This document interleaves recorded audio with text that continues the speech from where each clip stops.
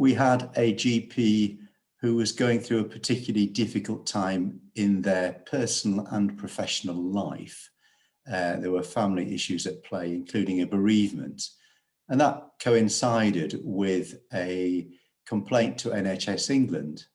And as a consequence of that complaint, NHS England had instigated a records review that led to the GP being the subject of conditions on their practice, which included supervision conditions.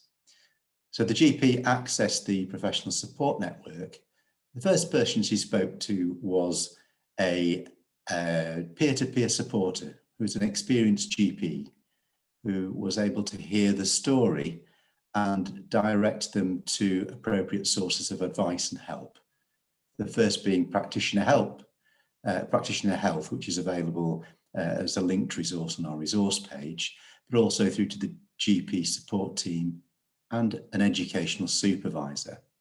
Now, the educational supervisor was able to assist the GP in the provision of educational supervision, and we also helped to identify a clinical supervisor, which was part of the conditions.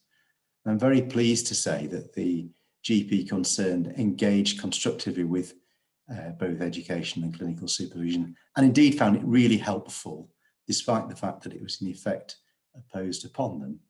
And I'm delighted that the case has actually been recently closed by NHS England.